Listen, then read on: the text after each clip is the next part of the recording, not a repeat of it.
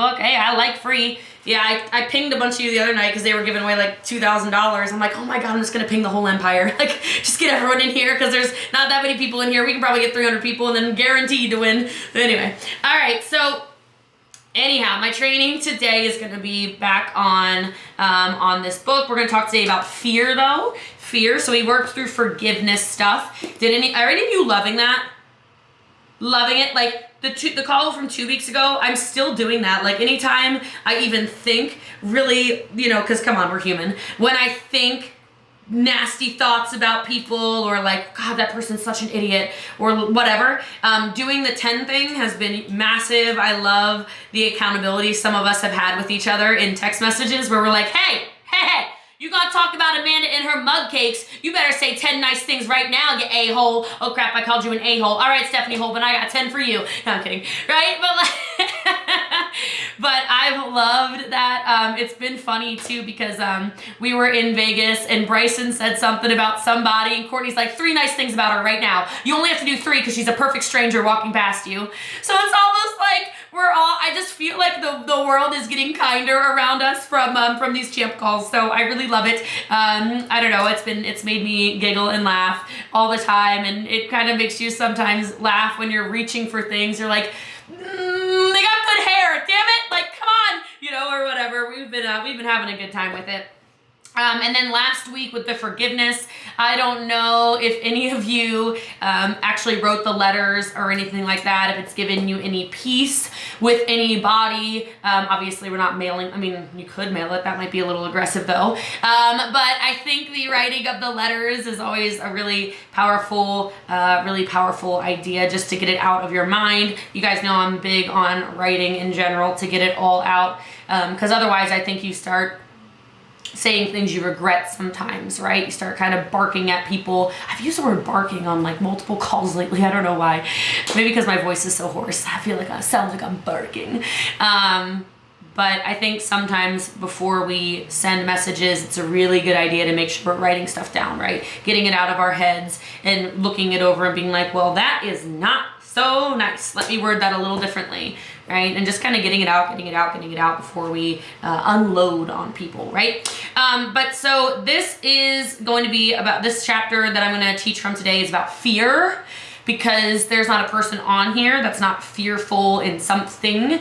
Fear, I think, is one of the reasons that plateaus exist, right? Because in order for you to go to the next level, you have to get over the fears you have about what you're going to look like, what you're going to sound like, what you're going to, what people are going to think about you, right? You have to stop fear. I mean, it sounds silly, but like, I know some of you sabotage, you literally don't even try to hit multiplier. You don't try to hit 5,000 new volume. You're not trying for the contest because you're like, oh my God, what happens if are people gonna look at me differently in my town? Are my friends gonna view me differently? Like there's all of these little things, and it's all fear manifesting itself in different ways in our lives. And so this is a quote from Buddha. Fear does not prevent death. It prevents life. I mean, we talked about it last night too, but if we're not taking risks, there is no reward. There's not a single one of you that didn't take a risk to join the business, right? I mean, you spent money on a pack. That is a risk. You joined something maybe you weren't sure was going to be the right decision, but intuitively you were guided towards it or whatever, you prayed on it, etc., or whatever, and here you are, right? But all of us, everything we do, if we look at our lives, the rewards come when we risk things, right? And it's kind of like, for me, I talk about, people say, oh, where are the free trials? Sometimes they'll say this on tea time, and I'm like, the free trials, there's no value in free, right? And then I kind of go into it sometimes, but there's no, I swear that ketones don't work as well if you don't have to pay for them the first time, it's kind of like how ketones taste better when they're free, you know what I mean? But anyway, so I know that fear can feel embarrassing. I know it can be something you want to ignore, but I think as soon as you get in touch with fear, you become a stronger leader because you start to remember what it's like to be new, right? You start to know what it's like to be scared and nervous. You remember what it's like on that first day where you're trying to impress your leaders or you're trying to show how good you can be, right? You want to be the perfect student. You don't want to fall out of line. Well, like, the crazy thing is, those people are so scared and they want to be guided and coached, but a lot of them have amazing ideas. And if we become dictators in our business, all we're going to do is cause more unnecessary fear. You know what I mean? People ask me all the time, well, why do you just let people do their own thing? Like, why can they lead their teams however they want to? I'm like, because I'm not a monarch. Like, I don't know if you guys have heard the story, right? When Brian said, wouldn't you be mortified if your team started making their own shirts? And I went, in front of the whole company, remember? And I was like, no, no, well, I'm not allowed to, like, leaders that are part of the team aren't allowed to be empowered to do their own, what? Yeah, no, I'm not offended by that. I don't fear other people being successful, right? I don't fear you all winning, right? I didn't get fearful when Kayla Hahn was trying to dance with me. You know what I mean? I didn't get fearful when Kayla Hahn was trying to dance with me toe-to-toe with recruits last month. I got fired up. She should post the screenshots of me and her texting back and forth for the last 10 days of the month somewhere, someday. Like, shouldn't have, I mean, whatever. Or just, like, print them out and put them on her wall or something. I was never mad at her. I would love for somebody to out-recruit me. It gets me fired all the way up, right? Like, all the way up. I get motivated, right? I'm like, come on with it. Okay, come on, I'm not fearful of you. Come on with it, Kayla Hahn. Let's play, right? But that goes for any of you. It's not just Kayla, right? So I will tell you, fear, like Jay says, it will get the worst of the best of us. And it's impossible to live entirely without fear and anxiety because it's built into us as protection mechanisms. Right? Because we need fear in case a saber-toothed tiger comes back to life and jumps out of the bushes in Frisco, Texas. It could happen, people. Okay? We need fear in case there's a fire. That was funny. Like, no one laughed, but it's fine. I laughed. Well, David kind of grinned a little bit. All right? Brooke was like, oh, the Tigers. Yeah, the Frisco Tigers. All right? We need fear for when there's deep, dark, scary water, and you should make sure that you're able to swim or have a life vest. Yeah, that would be good. We have necessary fears when we've got babies. Like, I see Charlie swinging in the air over there. She's probably very peaceful right now because she can hear me hollering. She likes when I holler. We determined that on Clubhouse, okay? She was on my chest. I'm screaming. And it was great. All right, so, but fear is necessary. That's how you protect your children, right? That's how you protect your life. That's how you stay safe from fires and floods and whatever else. And you're never going to be able to completely fix, the things that are going on in your life unless you feel the fear, right? You need to be able to feel the fear sometimes, because that is your mind going, whoa, this doesn't look too good. Whoa, hey, hold on a second. Whoa, protection. You need to have that sometimes, right? That signal is actually important. That signal almost, I don't know if you can relate to this, but sometimes I feel like that signaling almost makes me feel alive. Do any of you kind of like when you get that adrenaline rush, like that feeling in your chest right here where you're like, whoa, geez, whoa, aye. It reminds me that I'm alive. It reminds me that I can do more. It reminds me there's something bigger. It's not that I like it like, oh, I love feeling anxiety. This feels wonderful. No. Like the rush of, wow, there's something more. Wow, I can do more. Wow, there's some power over here. That's the kind of anxiety I'm talking about. I'm not talking about, anything unhealthy, okay? So what you do with that signal, that fear signal, it can allow you to motivate yourself and develop into who you're supposed to be, or it can cripple you. Right? Because you have to be able to distinguish between what is a real fear you need to be fearful of and what is just kind of an unnecessary thing that is stopping you from becoming the best version of yourself. So that anxiety a lot of us feel is mostly around everyday concerns. It's mostly around, right now, obviously, pandemic, etc. People are worried about the money, right? People are worried about keeping their homes. People are worried about keeping their jobs. People are worried about relationships, right? That anxiety that people feel. I keep wanting to say people feel. I keep like blending my words together. What's wrong with my mouth right now, right? But those fears that really you don't need to have fear around, they become really toxic, right? The fear that there's going to be a 70-30 split, and so you, even if it's subconscious, start sabotaging your downline. Not to say any of you are doing it, don't read into it, but if you are doing it, wake up, smell the coffee, here we go, okay? Like, that is toxic. That is some kind of fear that your business isn't sustainable. Don't do that. Don't do that. Let them fly. What is that in you that you need to work through, right? That's just a fear. That's just an anxiety. But the cool thing is that in our businesses, we get to control that with our actions. We get to control that by learning and growing and being better and selling more and recruiting more and, you know, hitting multiplier and developing MVP, developing MVPs, developing MVPs, developing MVPs. Back to what Eric said, MVP is not a crazy standard, right? It's just not. You're all unbelievable. And you all have different strengths. I understand it's more difficult for some of you, but it's not hard. You can all do it. It's just a mindset thing. What is it that you fear so much about MVP? Do you fear 4 new customers? Do you fear finding 25 boxes of keto nap? How do you make it easier? Recruit somebody. I think it's a big old chunk of the volume right out of the way. Because there's different ways to skin the cat. You know what I mean? We all have different businesses. All of our businesses look different. I don't know where that saying comes from, okay? I know, the cats. The cats are always getting beat up on these calls. I don't mean for it to be like that, all right? I didn't make the saying up. I'm just repeating the saying, all right? I'm just saying there's different ways to build a business, but it is important that we stop sabotaging things for whatever the reasons are, okay? So our brains are really good, though, at letting us stay out of uncomfortable spaces. The problem with building a business is that if you're not getting into an uncomfortable space when you feel the fear and you do it anyway, is it's very difficult to grow.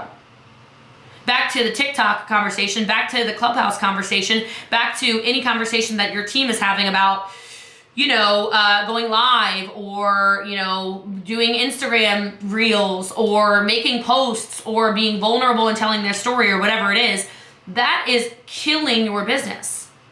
You know what I mean? Feeling the fear and not doing it anyway, you don't need to do that anymore. We need to coach the people in our organizations who are still doing that to not do that anymore. Like, look at their little faces. I know some of them are older than us, right? But like, look at their little faces. I mean little because they're little in business. They're little cutie patooties, little babies, little toddlers. They're so scared. They're so scared. They're so nervous. We have to be the ones hitting the basic minimums. So we give them something to achieve. We give them something to run for. We give them something to strive for. We show them, hey, I'm nervous too. Hey, I remember when I was scared. Like Megan last night what?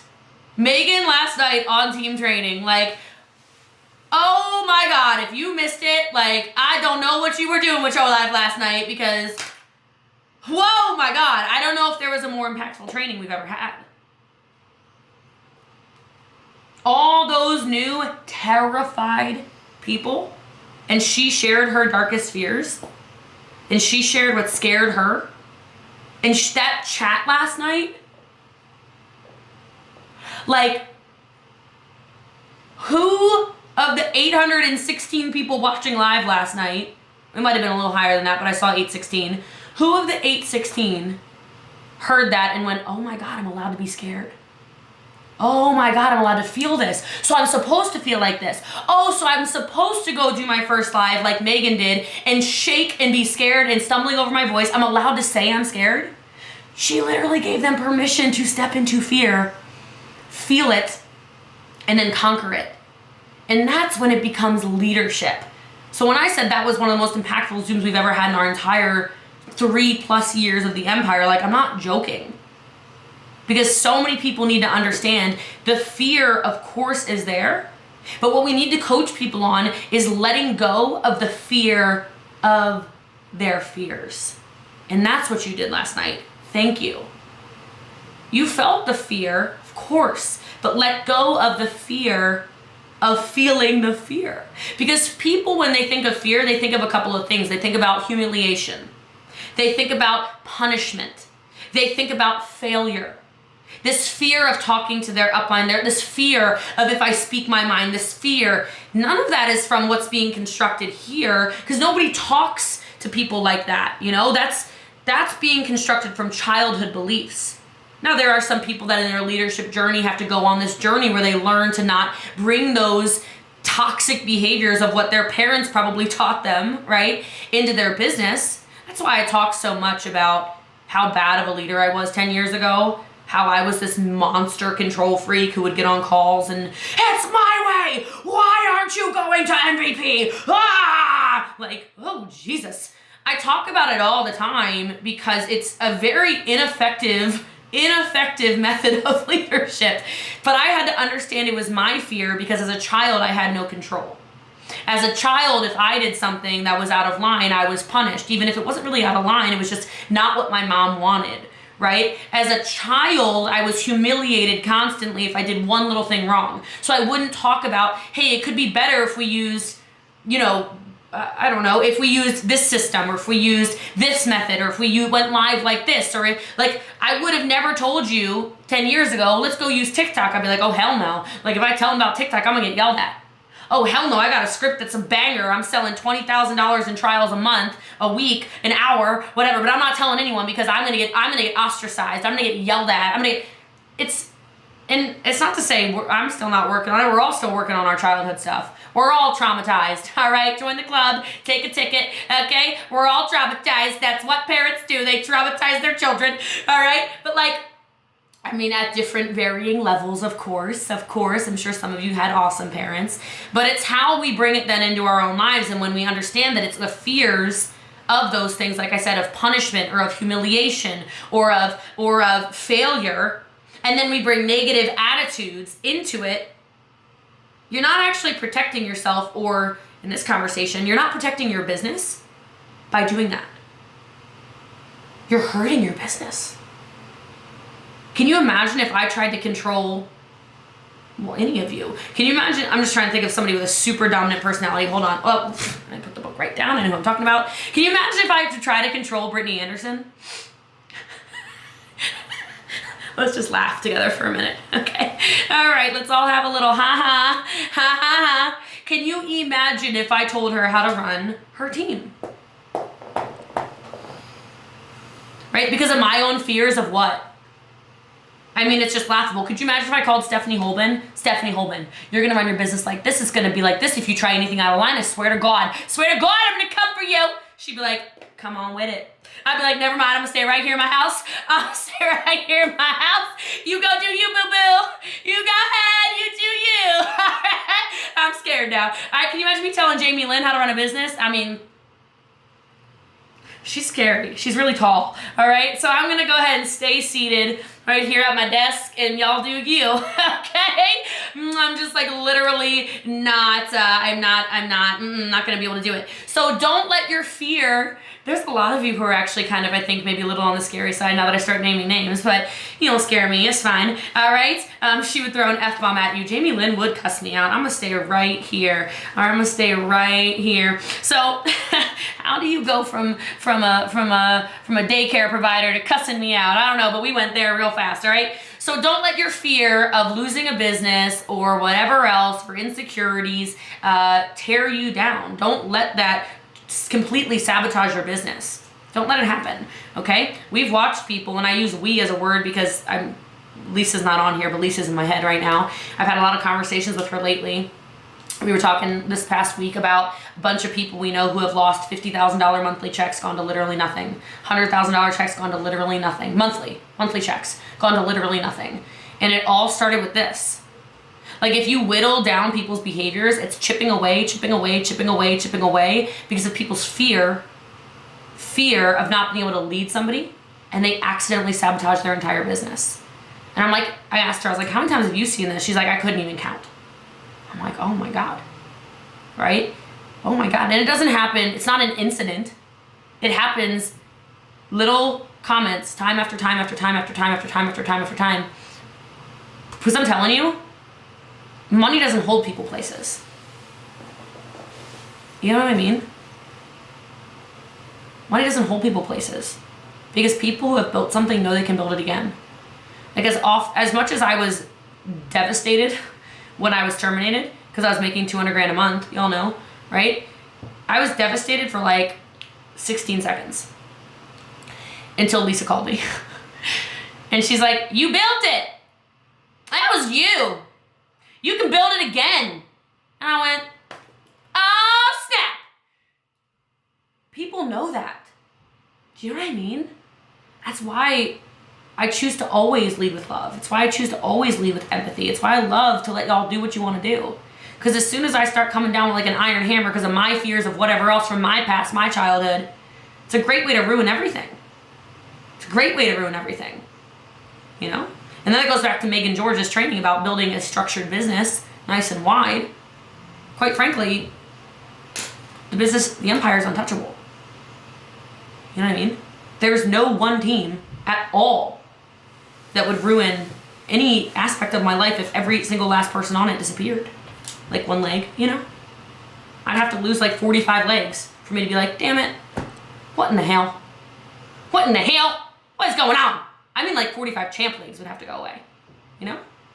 So, all right, so stress.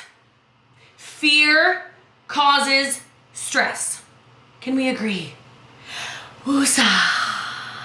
Ooh, right? Fear is not good, right? It gets you so stressed out. When your brain screams fear, when your brain screams, oh my God, this team's leaving, this is happening, that's happening, I'm not good enough, I'm this, I'm scared of that, I'm whatever.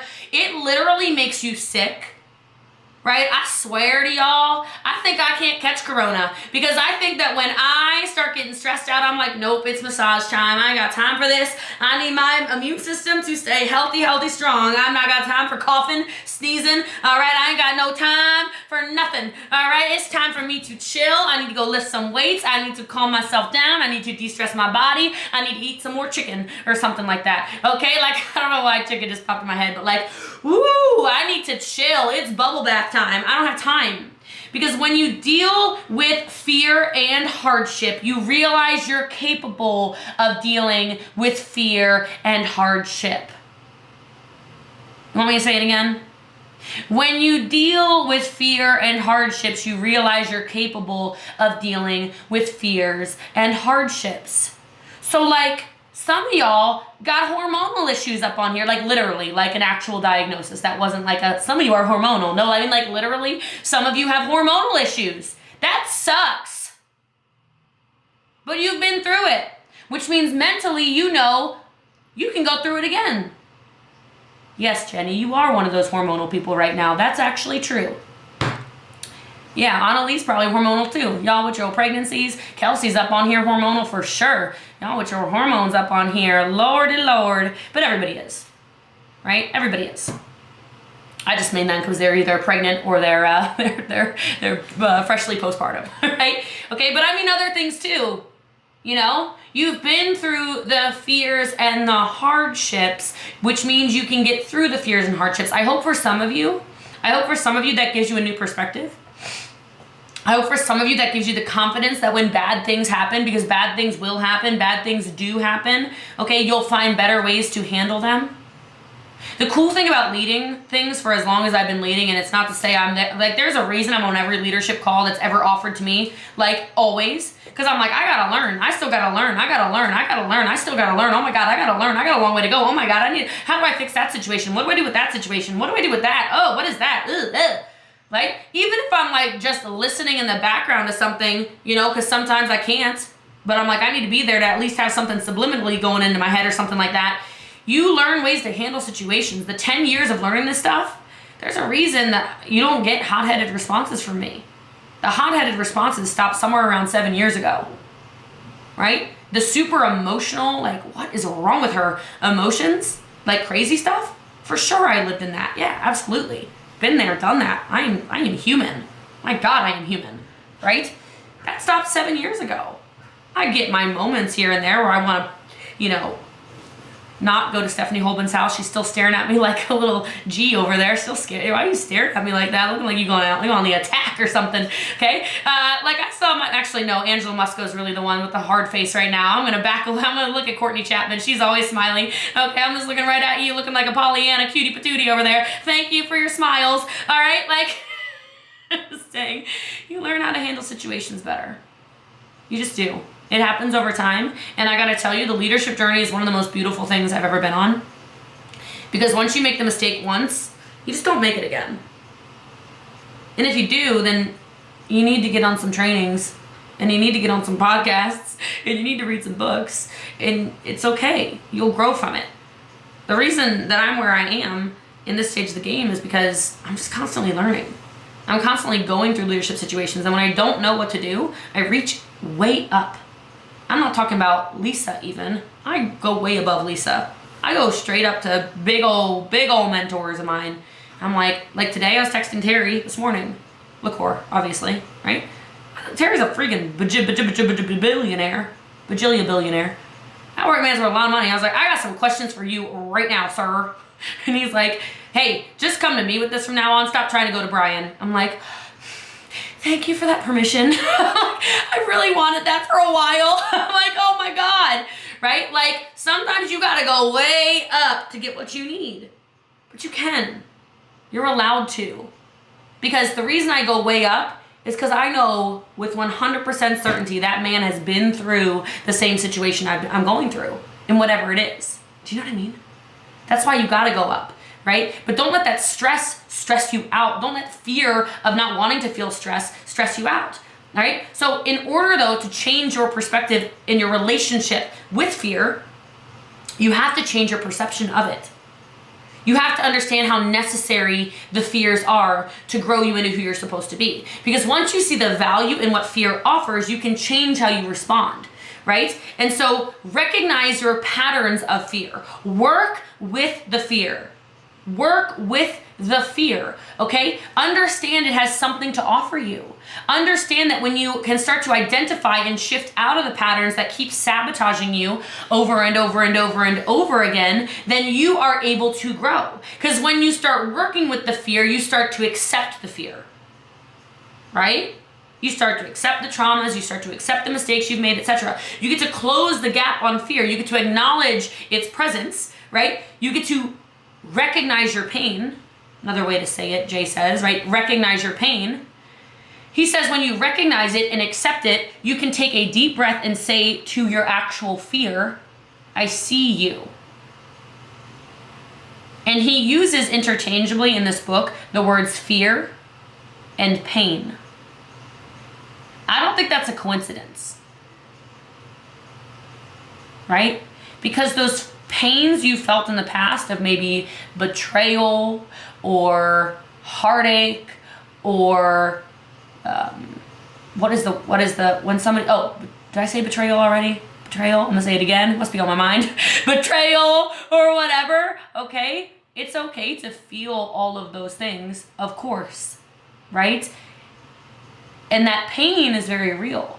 And when you start to understand the pain becomes your power when you work through it, that's when it starts to make you stronger. That's when you start to really win against the pain, right? So he says what he does is he breathes in and repeats, I see you, my pain. I see you, my fear. And as you breathe out, I see you and I'm here with you. I see you and I'm here for you. So how are your pains and your fears there for you? You've heard me coach on that 700 times. The pain is there to protect you, and the pain is also there to teach you lessons, right? So that maybe it's so you don't do it to other people. Very Tony Robbins, but you all know when he said, be grateful for the way your mother raised you, because you're going to be an amazing mom, right? How are all of those things in your past going to make you a better version of you? Or are you letting it define you? It's really kind of a victim versus a victor mindset, right? Are you going to let all of the pain and fears from your past define you? Or are you going to work through them and accept them? So that breathing, I think, is so important. And I like what he said, just because I think a lot of you will be able to relate. He says, make sure you're giving the pain attention. The pain is supposed to give you attention. That's its purpose. Have you ever noticed that when somebody when a man, I see Sasha, when a man has an injury, they like do this thing where it's not a big deal. Oh, it's just a sprained ankle. It's not serious. It's like really not that big of a deal. And then they walk on it and they limp on it and they hobble around and then they get like, you know, they mansplain everything. I'm fine. I'm fine. Okay. And then he goes and he goes kite surfing, you know, because he likes to do this kite surfing thing. And then the whole Achilles blows out, you know, because his little sprain that was actually 2 torn tendons turned into a full-blown torn tendon in his leg, right? Because he ignored the pain over and over and over and over and over again and didn't recognize it.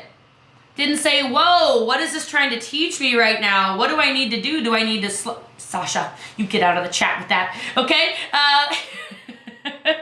Okay, the pain, but here's the thing, guys, I'm not just talking about physical pain, I'm talking about your emotional pain that we project on our teams because we're not acknowledging it. We're not acknowledging that we're literally bullying people sometimes. Bullying might be a harsh word, but I think I was a bully 10 years ago. Right? We're like bullying people because of stupid pain from our past that we're literally bringing into our downlines and sabotaging what could be a pro champ 8, 9, 10 legend team if we would just let people grow where they are planted in their presence, as he says. So I like this because he says, when you say I see you, we are giving it the attention it's asking for, just like a crying baby needs to be held and heard. I think you guys can relate to that, right? When you see a baby who's saying, hello, hello, hello, hello. You know, you don't just, like, how long do you let her cry it out for? Good Lord, right? There comes a certain point where you're like, oh gosh, all right, okay. Right, so walk towards your fears, he says, become familiar with it. Now, I think this is really powerful, and one thing I love about this book is he gives you actual exercises, okay? So he says that one thing you need to do is when you are in a calmer state, you can reflect on where the fire in you is coming from. What's causing you to be so pissed off at everything? What's causing you to feel like you need to control everything in your life or in your business or in whatever else? And so he says you've got to recognize staying in present time with your fear and how bad it actually is. So here's his exercise. He says draw a line with 0 at the end and 10 at the other. What is the worst thing you can imagine? So maybe it's a paralyzing injury, maybe it's losing a loved one, maybe that would be like the 10 on the line. Maybe losing your entire business would be a 10 on the line. I don't really know, right? Whatever is terrifying to you, okay? Now rate your current fear. It could be little things, and you can do this with your teams, right? Like you can coach them through this. You can have them do it with going live. You can have them do it with, making a TikTok. You can have them do it with having a recruiting conversation, inviting to a lot, like all the things that they are being fearful around, right? So that 10, you know what your 10 is, that you can have them say what their 10 is, then rate your current fear in relation to that one. Because I think when you do that, it puts into perspective how irrational our fears are sometimes, right? How much power we give things that we don't need to give power, right? And so when you do feel the fear crop up then in you around whatever, maybe it's a courageous conversation you know you need to have, or maybe it's whatever, it could be anything, rate it on that scale. Even if it's just in your mind for a second, rate it on a scale. Hold on a minute. Like, where is this really scary? Is it really not? Okay. Where does it fall next to saber-tooth tiger? Where does it fall next to, your house setting on fire? Where does it fall on losing all 3 of your children? Where does it really fall on a fear scale? And are we acting a little irrational sometimes instead of accepting the fear and working through it, right? He says that along with accepting your fear, you also have to get very personal with it. So recognize situations in which you find yourself your fears regularly occurring over and over and over again. Okay. Asking yourself, when do I feel you? When do I feel this? When do I feel you? When do I feel this? When do I feel you? When do I feel this? A lot of times people are worried about, I would say almost entirely, especially as we coach people in network marketing, a lot of the times people's fears are how they're perceived by others. And then it would make you ask yourself, well, how has that shown up in other ways in your life? Where you're like, who have you not tried to start a conversation with at the gym before because you were so nervous about how you would be looked at, right? Or anything. You know, like how many of you literally don't send food back that you don't even like? It's not, your steak's not cooked right because you're so worried about what the waiter or something is going to think about you. Like you recognize those as weird fears from your childhood, right? That's a really easy one to recognize as a childhood trauma, by the way. If you're somebody who literally, your food is like revolting, you're looking at it like, what, this cow is still mooing. Okay, all right, this cow was literally mooing. It's okay, it's fine, it's fine. Or this cow was meant for brook porch. Okay, this cow is deader than a doorknob. It is harder than a brick. Okay, perfectly cooked, burnt. Okay, some of you are like, it's fine. Okay, you're like choking down beef jerky, an $80 beef jerky, okay? Where in your childhood were you being given inedible food, and every time that you spoke up about it, your parents would yell at you? You know? Like if you start to identify where the fears come from and you feel them, then you can backtrack them and you can change them. You know, I think a lot of people, as we coach them, you start to notice that people are very frustrated about their self-sabotage. Would you agree? You've got people that you see so much freaking greatness in them and you're like, what is wrong with her? She is so good. Why is she not ranked whatever? Why is she not hitting MVP? Why is she not whatever? You know, we see this a lot. And I think what it is a lot of time, especially when it comes to maybe taking the business full time, is people sit there and they wonder, what happens if I jump and there's nothing on the other side? Right? Thinking of Sydney at GoPro when she was sitting next to Brittany. Y'all all know the story, but you know, Brittany's sitting there and Eric does the thing where he says, what's your full-time job? Are you full-time in your business? Or are you full-time in your job? And she said, no, I'm absolutely full-time in my business. And Brittany's like, you're such a liar. You do not pay attention to your business. You pay attention to your job. All you think about is this paralegal job. That's literally all you think about. Right? And she kind of needed to be called out. But sometimes a lot of people need to understand that it's totally normal to feel that fear of leaping and, oh my God, what if there's nothing on the other side? Right? And so that's not actually what people are really that scared of, though. Because they know there's something on the other side. Sydney knew there was prove it. Just like you know there's more. Oh yeah, it was Brittany with the honesty, which is no shock to anybody, I don't think, right? Probably smacked her or something in the process too. It was probably a violent encounter, all right? But what are you really scared of? You can ask people this when you're coaching them. What are you really scared of, Amber? Katie, like honestly, what are you actually, I've done this with Katie, right? What are you actually scared of right now? Right? Like what, you don't have to answer it right now. We've had the coaching call, right? Like, but what is going on? Why are you sabotaging, right? And so much time, people are thinking things like, well, I've spent all this time, all this effort. What if I quit that and then I'm throwing it all away? And that's still never even it. So then it's like, no, like, what is it really? What is really in there? Just keep asking questions. When you're coaching people that you think could be great and they're just not stepping up, what's in there? It is almost always some kind of fear of failure and being seen as less than the perfectly intelligent, fully capable person that they actually are.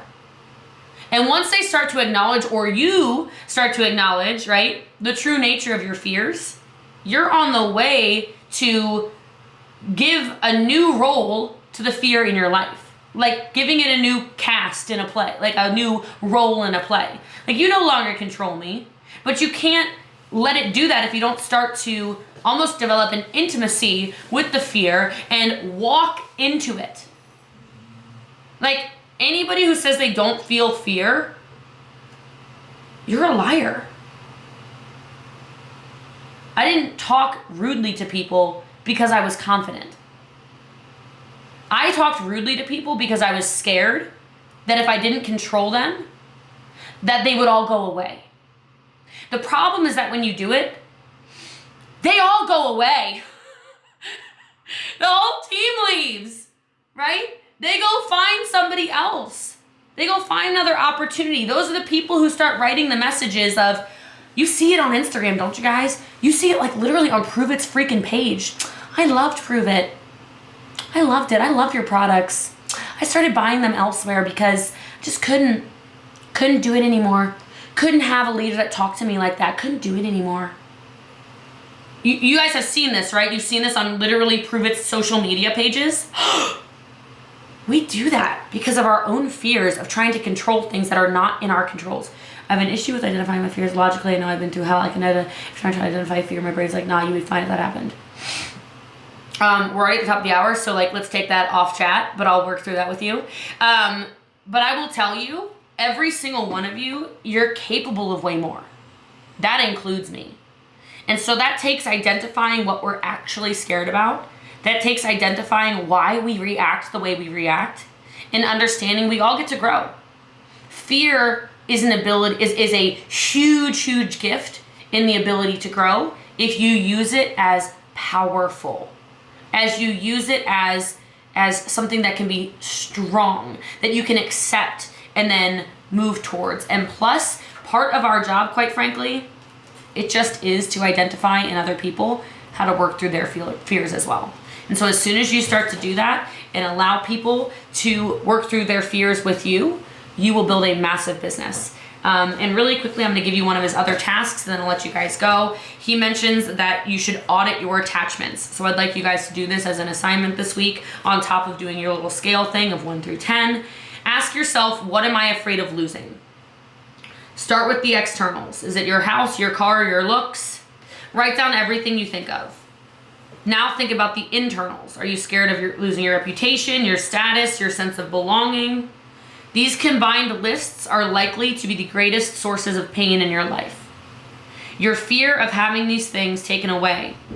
Now start thinking about changing your mental relationship with those things so that you are less attached to them.